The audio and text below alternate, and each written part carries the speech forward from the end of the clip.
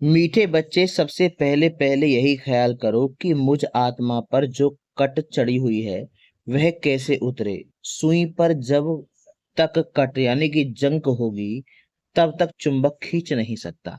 आज का प्रश्न है, पुरुषोत्तम संगम युग पर तुम्हें पुरुषोत्तम बनने के लिए कौन सा पुरुषार्थ करना है। उत्तर है कर्मातीत बनने का। कोई भी कर्म संबंधों की तरफ बुद्धि ना जाए, अर्थात कर्म बंधन अपने तरफ ना खींचे। सारा कनेक्शन एक बाप से रहे, कोई से भी दिल लगी हुई ना हो, ऐसा पुरुषार्थ करो। झरमुई झगमुई में अपना टाइम वेस्ट मत करो, याद में रहने का अभ्यास करो। गीत है, जाग सजनिया जाग। ओम शांति। रूहानी बच्चों ने शरीर द्वारा गीत सुना, यानी कि आत्माओं ने शरीर द्वारा गीत सुना, क्योंकि बाप अभी बच्चों को आत्म अभिमानी बना रहे हैं। तुमको आत्मा का भी ज्ञान मिलता है। दुनिया में एक भी मनुष्य नहीं जिसको आत्मा का सही ज्ञान हो, तो फिर परमात्मा का ज्ञान कैसे हो सकता है। यह बाप ही बैठ समझाते हैं। समझाना शरीर के साथ ही है। शरीर बिगड़ तो आत्मा कुछ कर नहीं सकती। आत्मा जानती है हम कहाँ के निवासी हैं, किसके बच्चे हैं। अभी तुम यथार्थ रीति जानते हो। सब एक्टर्स पार्टधारी हैं। भिन्न भिन्न धर्म की आत्माएं कब आती हैं, यह भी तुम्हारी बुद्धि में है। बाप डिटेल नहीं समझाते हैं, नुक्ता होलसेल समझाते हैं। होलसेल अर्थात एक सेकंड में ऐसी समझानी देते हैं जो सतयुग आदि से लेकर अंत तक मालूम पड़ जाता है कि कैसे हमारा पाठ नूदा हुआ है। अभी तुम जानते हो बाप कौन है, उनका इस ड्रामा के अंदर क्या पार्ट है, यह भी जानते हैं। ऊंचते ऊंच बाप है, सर्व का सदगति दाता, दुख हरता, सुख करता है। शिव जयंती गाई हुई है, जरूर कहेंगे शिव जयंती सबसे ऊंच है। खास भारत में ही जयंती मनाते हैं। जिस जिसकी राजाई में जिस ऊंच पुरुष की पास्ट की हिस्ट्री अच्छी होती है तो उनकी स्टैंप भी बनाते हैं। अब शिव की जयंती भी मनाते हैं। समझाना चाहिए सबसे ऊंच जयंती किसकी हुई, किसकी स्टैंप बनानी चाहिए। कोई साधु संत अथवा सिखों का, मुसलमानों का व अंग्रेजों का। कोई फिलोसफर अच्छा होगा तो उनकी स्टैंप बनाते रहते हैं, जैसे राणा प्रताप आदि की भी बनाते हैं। अब वास्तव में स्टैंप होनी चाहिए बाप की, जो सबका सदगति दाता है। इस समय बाप न आए तो सदगति कैसे हो, क्योंकि सब रौरव नरक में गोता खा रहे हैं। सबसे ऊंच से ऊंचे शिव बाबा, पतित पावन मंदिर भी शिव के बहुत ऊंच ये स्थान पर बनाते हैं, क्योंकि ऊंच से ऊंच है ना, इसलिए बाप ही आकर भारत को स्वर्ग का मालिक बनाते हैं। जब वह आते हैं तब सदगति करते हैं, तो उस बाप की ही याद रहनी चाहिए। स्टैंप भी शिव बाबा की कैसे बनाए। भक्ति मार्ग में तो शिवलिंग बनाते हैं, वहीं ऊंचते ऊंच आत्मा ठहरे। ऊंचते ऊंच मंदिर भी शिव का ही मानेंगे। सोमनाथ शिव का मंदिर है ना। भारतवासी तमो प्रधान होने के कारण ये भी नहीं जानते कि शिव कौन है। जिसकी पूजा करते हैं उसका ऑक्यूपेशन तो जानते नहीं। राणा प्रताप ने भी लड़ाई की, वह तो हिंसा हो गई। इस समय तो सब है डबल हिंसक। विकार में जाना, काम कटारी चलाना, यह भी हिंसा है ना। डबल अहिंसक तो या लक्ष्मी नारायण है। मनुष्य को जब पूरा ज्ञान हो तब अर्थ सहित स्टैंप निकले। सतयुग में स्टैंप निकलती ही इन लक्ष्मी नारायण की है। शिव बाबा का ज्ञान तो वहां रहता नहीं, तो जरूर ऊंचते ऊंच लक्ष्मी नारायण की ही स्टैंप लगती होगी। अभी भी भारत का वह स्टैंप होना चाहिए। ऊंचते ऊंच है त्रिमूर्ति शिव, वह तो अविनाशी रहना चाहिए, क्योंकि भारत को विनाशी राजगद्दी देते हैं। परम पिता परमात्मा ही भारत को स्वर्ग बनाते हैं। तुम्हारे में भी बहुत है जो यह भूल जाते हैं कि बाबा हमको स्वर्ग का मालिक बनाते हैं। यह माया भुला देती है। बाप को ना जानने के कारण भारतवासी कितनी भूलें करते आए हैं। शिव बाबा क्या करते हैं यह किसको भी पता नहीं है। शिव जयंती का भी अर्थ नहीं समझते। यह नॉलेज सिवाय बाप के और कोई को नहीं है। अभी तुम बच्चों को बाप समझाते हैं, तुम औरों पर भी रहम करो, अपने ऊपर भी आप ही रहम करो। टीचर पढ़ाते हैं, यह भी रहम करते हैं ना, यह भी कहते हैं मैं टीचर हूँ, तुमको पढ़ाता हूँ। वास्तव में इसका नाम पाठशाला भी नहीं कहेंगे, यह तो बहुत बड़ी यूनिवर्सिटी है। बाकी तो सब है झूठे नाम। वह कोई सारे यूनिवर्स के लिए कॉलेज तो है नहीं, तो यूनिवर्सिटी है ही एक बाप की जो सारे विश्व की सदगति करते हैं। वास्तव में यूनिवर्सिटी यह एक ही है। इन द्वारा ही सब मुक्ति जीवन मुक्ति में जाते हैं, अर्थात शांति और सुख को प्राप्त करने हैं, सुख को प्राप्त करते हैं। यूनिवर्स तो यह हुआ ना, इसलिए बाबा कहते हैं डरो मत। यह तो समझाने की बात है। ऐसे भी होता है इमरजेंसी के टाइम में कोई किसकी सुनते भी नहीं है। प्रजा का प्रजा पर राज्य चलता है, और किसी धर्म में शुरू में राजा ही नहीं चलती। वे तो धर्म स्थापन करने आते हैं, फिर जब लाखों की अंदाज में हो तब राजाई कर सकें। यहाँ तो बाप राजाई स्थापन कर रहे हैं। यूनिवर्स के लिए यह भी समझाने की बात है। दैवी राजधानी इस पुरुषोत्तम संगम युग पर स्थापन कर रहे हैं। बाबा ने समझाया है कि श्री कृष्ण, श्री नारायण, श्री राम आदि के काले चित्र भी तुम हाथ में उठाओ, फिर समझाओ श्री कृष्ण को श्याम सुंदर क्यों कहते हैं। सुंदर था फिर श्याम कैसे बनते हैं। भारत ही हेविन था, अब हेल है। हेल अर्थात काला, हेविन अर्थात गोरा। हम राम राज्य को दिन और रावण राज्य को रात कहा जाता है। तो तुम समझा सकते हो देवताओं को काला क्यों बनाया है। बाप बैठ समझाते हैं, तुम हो अभी पुरुषोत्तम संगम युग पर, वह नहीं है। तुम तो यहाँ बैठे हो ना, यहाँ तुम हो ही संगम युग पर। पुरुषोत्तम बनने का पुरुषार्थ कर रहे हो। विकारी पतित मनुष्यों से तुम्हारा कोई कनेक्शन ही नहीं है। हाँ, अभी कर्मातीत अवस्था नहीं हुई है, इसलिए कर्म संबंधों से भी दिल लग जाती है। कर्मातीत बनना, उसके लिए चाहिए याद की यात्रा। बाप समझाते हैं, तुम आत्मा हो, तुम्हारा परमात्मा बाप के साथ कितना लव होना चाहिए। ओहो, बाबा हमको पढ़ाते हैं वह उमंग कोई में रहता नहीं है। माया घड़ी घड़ी देह अभिमान में ला देती है। जबकि समझते हो शिव बाबा हम आत्माओं से बात कर रहे हैं, तो वह कशिश, वह खुशी रहनी चाहिए ना। जिस सुई पर जरा भी जंग नहीं होगी, वह चुंबक के आगे तुम रखेंगे तो फट से चटक जाएगी। थोड़ी भी कट होगी तो चटकेगी नहीं, कशिश नहीं होगी। जहां से नहीं होगी फिर उस तरफ से चुंबक खींचेंगे। बच्चों में कशिश तब होगी जब याद की यात्रा से चुंबक खींचेंगे खींचेंगे। बच्चों में कशिश तब होगी जब याद की यात्रा पर होंगे। कट होगी तो खींच नहीं सकेंगे। हर एक समझ सकते हैं हमारी सुई बिल्कुल पवित्र हो जाएगी तो कशिश भी होगी। कशिश नहीं होती है क्योंकि कट चढ़ी हुई है। तुम बहुत याद में रहते हो तो विकर्म भस्म होते हैं।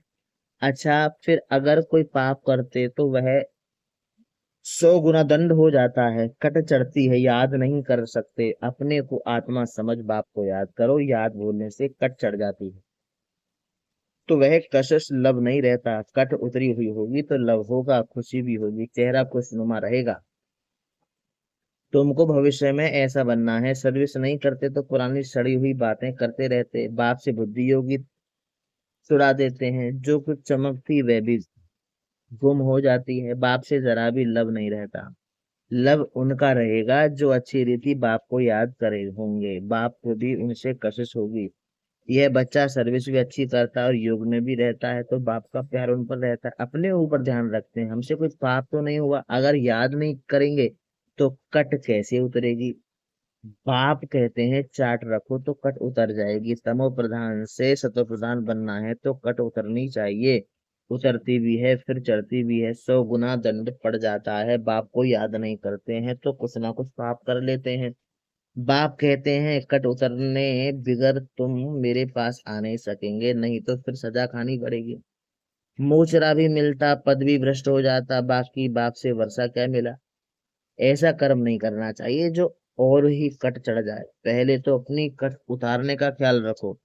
ख्याल नहीं करते हैं तो फिर बाप समझेंगे इनकी तकदीर में नहीं है। क्वालिफिकेशन चाहिए, अच्छे कैरेक्टर्स चाहिए। लक्ष्मी नारायण के कैरेक्टर तो गए हुए हैं। इस समय के मनुष्य उन्हीं के आगे अपना कैरेक्टर वर्णन करते हैं। शिव बाबा को जानते ही नहीं। सदगति करने वाला तो वही है। सन्यासियों के साथ जाते हैं परंतु सर्व का सदगति दाता है ही एक, बाप ही स्वर्ग की स्थापना करते हैं, फिर तो नीचे ही उतरना है। बाप के सिवाय कोई पावन बना ना सके, मनुष्य खड्डे के अंदर जाकर बैठते हैं। मनुष्य खड्डे के अंदर जाकर बैठते हैं, इससे तो गंगा में जाकर बैठे तो साफ हो जाएं। क्योंकि पतित पावनी गंगा कहते हैं ना। मनुष्य शांति चाहते हैं, तो वह जब घर जाएंगे तब पाठ पूरा होगा। हम आत्माओं का घर है ही निर्वाण धाम। यहाँ शांति कहाँ से आई? तपस्या करते हैं, वह भी कर्म करते हैं ना, करके शांत में बैठ जाएंगे। शिव बाबा को तो जानते ही नहीं, वह समय भक्ति मार्ग। पुरुषोत्तम संगम भी एक ही है। जबकि बाप कहते हैं आत्मा स्वच्छ बन मुक्ति जीवन मुक्ति में चली जाती है। जो मेहनत करेंगे वह राज्य करेंगे, बाकी जो मेहनत नहीं करेंगे वह सजाएं खाएंगे। शुरू में साक्षात्कार कराया था सजाओं का, फिर पिछाड़ी में भी साक्षात्कार होगा। देखेंगे हम श्रीमत पर ना चले तब यह हाल हुआ है। बच्चों को कल्याणकारी बनना है, बाप और रचना का परिचय देना है। जैसे सुई को मिट्टी के तेल में डालने से कट उतर जाती है, वैसे बाप की याद में रहने से भी कट उतरती है। नहीं तो वह कशिश वह लव बाप में नहीं रहता है, लव सारा चला जाता है मित्र संबंधियों आदि में। मित्र संबंधियों के पास जाकर रहते हैं, कहाँ वह जंग खाया हुआ संग और कहाँ यह संग। जंग खाई हुई चीज के संग में उनको भी कट चढ़ जाएगी। कट उतारने के लिए ही बाप आते हैं, याद से ही पावन बनेंगे। आधा कल्प से बड़ी जोर से कट चढ़ी हुई है। अब बाप चुंबक कहते हैं मुझे याद करो। बुद्धि का युग जितना मेरे साथ होगा उतनी कट उतरेगी। नई दुनिया तो बननी ही है। सतयुग में पहले बहुत छोटा सा झाड़ होता है, देवी देवताओं का फिर वृद्धि को पाते हैं। यहाँ से ही तुम्हारे पास आकर पुरुषार्थ करते रहते हैं। ऊपर से कोई नहीं आते हैं, जैसे और धर्म वालों के ऊपर से आते हैं। यहाँ तुम्हारी राजधानी तैयार हो रही है। सारा मदार पढ़ाई पर है, बाप की श्रीमत पर चलने पर है। बुद्धि योग बाहर जाता रहता है तो भी कट लग जाती है। यहाँ आते हैं तो सब हिसाब किताब चुकतू कर जीते जी सब कुछ खत्म करके आते हैं। सन्यासी भी सन्यास करते हैं तो भी कितने समय तक सब याद आता रहता है। तुम बच्चे जानते हो, अभी हमको सत का संग मिलता है। हम अपने बाप की ही याद में रहते हैं। मित्र संबंधियों आदि को जानते तो हैं। मित्र संबंधियों आदि को जानते तो है ना। गृहस्थ व्यवहार में रहते, कर्म करते, बाप को याद करते हैं। पवित्र बनना है, औरों को भी सिखाना है। फिर तकदीर में होगा तो चल पड़ेंगे। ब्राह्मण कुल का ही नहीं होगा तो देवता कुल में कैसे आएंगे? बहुत सहज पॉइंट्स दी जाती है जो झट किसकी बुद्धि में बैठ जाए। विनाश काले विपरीत बुद्धि वाला चित्र भी क्लियर है। अब वह सावरंटी तो है नहीं, देवी सावरंटी थी जिसको स्वर कहा जाता था। अभी तो पंचायती राज्य है, समझाने में कोई हर्जा नहीं है। लेकिन कट निकली हुई हो तो कोई को तीर लगे, पहले कट निकालने की कोशिश करनी चाहिए। अपना कैरेक्टर देखना है। रात दिन हम क्या करते हैं? किचन में भी भोजन बनाते, रोटी पकाते, जितना हो सके याद में रहो। घूमने जाते हो तो भी याद में। बाप सबकी अवस्था को तो जानते हैं ना। झरमुई झगमुई करते हैं तो फिर कट और भी चढ़ जाती है। पर चिंतन की कोई बात नहीं। सुनो अच्छा, मीठे मीठे सिके बच्चों प्रति माता पिता बाप दादा का याद प्यार और गुड मॉर्निंग। रूहानी बाप की रूहानी बच्चों को नमस्ते। धारणा के लिए मुख्य सार पहला पॉइंट, जैसे बाप टीचर रूप में पढ़ाकर सब पर रहम करते हैं, ऐसे अपने आप पर और औरों पर भी रहम करना है। पढ़ाई और श्रीमत पर पूरा ध्यान देना है। अपने कैरेक्टर सुधारने हैं। पॉइंट नंबर 2, आपस में कोई पुरानी सड़ी हुई पर चिंतन की बातें करके बाप से बुद्धि योग नहीं तोड़ाना है। कोई भी पाप कर्म नहीं करना है, याद में रहकर जंग को उतारनी है। आज का वरदान है, दृढ़ता द्वारा कल राठी जमीन में भी फल पैदा करने वाले सफलता स्वरूप भव। कोई भी बात में सफलता स्वरूप बनने के लिए दृढ़ता और स्नेह का संगठन चाहिए। यह दृढ़ता कल राठी जमीन में भी फल पैदा कर देती है। जैसे आजकल साइंस वाले रेत में भी फल पैदा करने का प्रयत्न कर रहे हैं, ऐसे आप साइलेंस की शक्ति द्वारा स्नेह का पानी देते हुए फलीभूत बनो। दृढ़ता द्वारा ना उम्मीद में भी उम्मीदों का दीपक जगा सकते हो, क्योंकि हिम्मत से बाप की मदद मिल जाती है। आज का स्लोगन है, अपने को सदा प्रभु की अमानत समझकर चलो तो कर्म में रूहानियत आएगी। अपने को सदा प्रभु की अमानत समझकर चलो तो कर्म में रूहानियत आएगी। अव्यक्त इशारे, अब लगन की अग्नि को प्रज्वलित कर योग को ज्वाला रूप बनाओ। सारथी अर्थात आत्म अभिमानी, क्योंकि आत्मा ही सारथी है। ब्रह्मा बाप ने इस विधि से नंबर 1 की सिद्धि प्राप्त की, तो फॉलो फादर करो। जैसे बाप देह को अधीन कर प्रवेश होते अर्थात सारथी बनते हैं, देह के अधीन नहीं होते इसलिए न्यारे और प्यारे हैं, ऐसे ही आप सभी ब्राह्मण आत्माएं भी आप बाप समान सारथी की स्थिति में रहो। सारथी स्वतः ही साक्षी हो, कुछ भी करेंगे, देखेंगे, सुनेंगे और सब कुछ करते भी माया की लेप छेप से निर्लेप रहेंगे। ओम शांति।